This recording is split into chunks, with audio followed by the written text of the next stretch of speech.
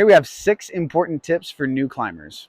Tip 1 is prioritize community above knowledge or gear. Okay? Right now, as you're starting out climbing, there's a lot of stuff that you don't know. There's a lot of stuff to learn, and people are the best way to learn that. If you're a boulderer, then that's just going to mean you get motivation and a little bit of help on the problems that you're working on. And if you're climbing ropes, then you add an extra element of safety and gear savings. When you're starting out, you don't have the information necessary to be out leading and setting top ropes, building anchors, and taking your friends out there. So go find somebody who has gear, has friends, and join their group. Have them teach you what to do. This has the added bonus of not having to buy your own rope. Little hint, if the person that is teaching you doesn't have their own gear, then you don't want them teaching you. Find a community and go to them to learn about all these things. Save on gear, just get yourself a harness and some shoes, maybe a chalk bag, and then go hang out. Learn everything you can. Tip 2. The dangers in climbing are real dangers. Do not ignore them. When I started climbing out, and a lot of people that I see at the crags that are just starting out, they'll say things like, oh, that risk is not that important. Oh, it's not that big a deal. This area is safe. Things like that. And in general, those are just not true. The dangers that exist in climbing are real. The practices that we have for setting up anchors and leading in certain ways and doing partner checks and all of these things are very important for reasons. I've seen people flip over backwards. I've seen ropes come unclipped. I've taken risks that I shouldn't have and ended up in the hospital. And I don't want you to have to go through that for yourself. So take them seriously and learn about them. All right. Gain your own knowledge, take control of your own situation, and that you'll do a lot better that way. Tip 3, knowledge can replace gear, but gear can never replace knowledge. So prioritize your knowledge first. If you know how to do it, you can use slings and carabiners to do just about anything in climbing. You can make quick draws, anchors, PASs, all of it. And there's a lot of gear out there that is sold at climbing shops, which is very useful. They're very helpful, but they're not necessarily necessary. You don't have to have them. And more importantly, if you don't know how to use them, then they don't help at all, right? To have the gear without knowledge doesn't work. To have knowledge without all of the exact gear does work. There's a lot you can do with just a rope, carabiners, slings. Both you save money, and if you ever get into a pickle, which you probably will, you'll get into some situation where you accidentally dropped your belay device or you dropped a sling and so you don't have something to build an anchor with. If you have the knowledge, then you can make do with what you have. But if you are reliant on that piece of gear, then you are just out of luck and you're going to have to call search and rescue. Tip 4, the most expensive thing you can buy is the wrong thing. There is a problem that you're trying to solve, and buying the wrong thing doesn't help you at all. It doesn't save you any money. So if it's cheaper, it doesn't help. A good example I have of this is right here. Here I have the Tarantula La Sportiva. It's a beginner shoe. It's about $80. And here's the Scarpa Instinct. It's a bit more of a moderate shoe, can be used by any advanced climber, right? But about 200 bucks. Okay. If I were to buy the Tarantula right now, I would not solve my problem. It doesn't help me to climb. I can climb about the same in Chacos or hiking boots.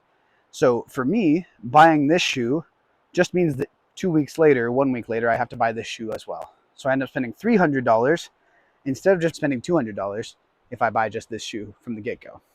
Now, the same goes the reverse direction though as well. Just because something's more expensive doesn't mean it's better. Look for what is going to solve your problem and buy that thing. If you have to go back to the store in 2 weeks and buy something new, then that's the most money you can possibly spend.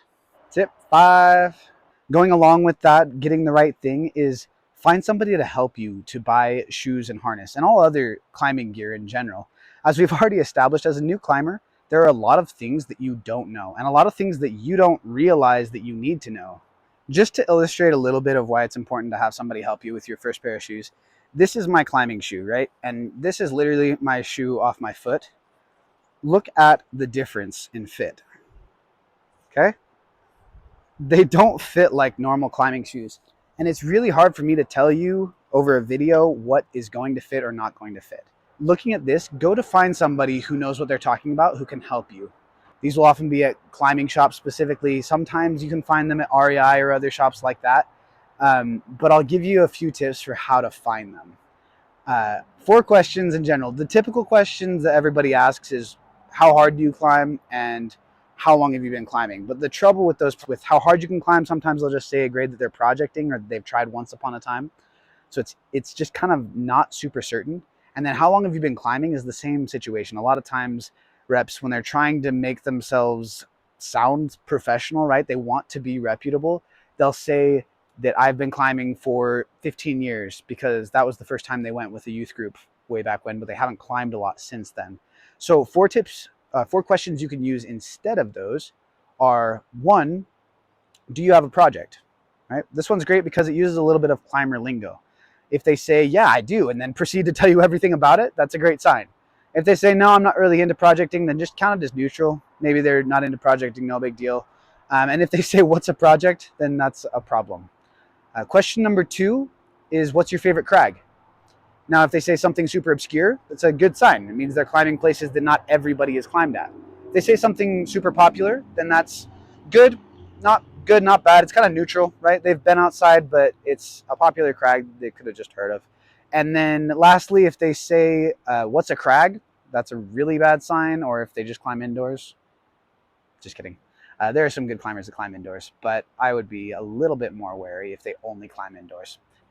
Third question is, how many of these shoes have you used? If you're going to a shop to buy shoes and you see a whole wall of shoes, then you can ask them how many of them do they own. And if they say more than 10, that's awesome, fantastic. They've used a lot of them, okay? If they say somewhere between 6 and 10, that's still counted as good, I would in my head. Somewhere between 3 and 5 is pretty neutral. And then 1 to 2, I would count that as kind of a point against, because pretty much everybody starts out with a beginner shoe and then pretty quickly buys a second pair.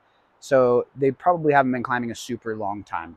And then lastly, if they say they haven't tried any of them, then obviously that's just not a great sign. Now, the last question is probably my favorite. And that question is, how long do your shoes last you?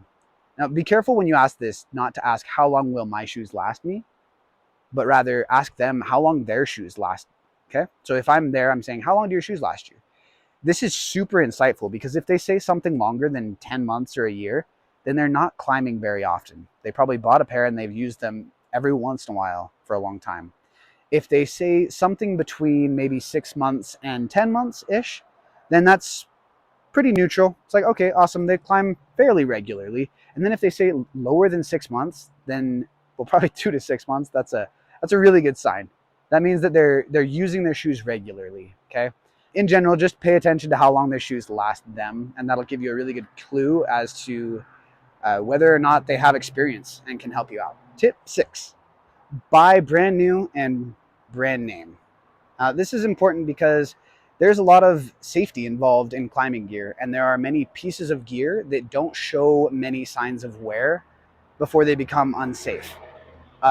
A lot of gear, such as the soft goods that are made of nylon, like harnesses, slings, quick draw, dog bones, all of those things are nylon and deteriorate over time. Even if you just toss them in a shed and leave them there for 10 years, they're done. They're unsafe after 10 years.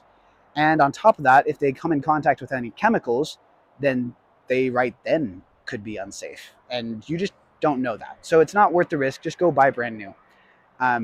The second half, by brand name, is useful because there are certain carabiners and things that you can find online, particularly on like Amazon and stuff, that will hint that they can be used for climbing, but they are not for climbing. They're not rated at the same strength and they can't catch a fall. So it's just not worth it. Buy brand name. Go Petzl, Black Diamond, DMM. There's lots of great brands out there. If you are uncertain or you want to look a little bit more into it, there are 2 certification standards that you can look for that will be on every single piece of safety gear in climbing. It's the CE standard and the UIAA standard. Okay. And I want to give you some examples of these. So if I look at this quick draw, for example, I will look on the side and find right here, it has the CE symbol. Okay. If I grab this belay device right here, if you look up closely, then you will see that it has it right there. So there's the CE standard. Harnesses are the same, right? Every harness is going to have tags over here on the side. And if you look, it's not too hard to find. They make it easy. It's CE right there. If you look at a Gree, the same situation. You look on the back, right down here is the UIAA.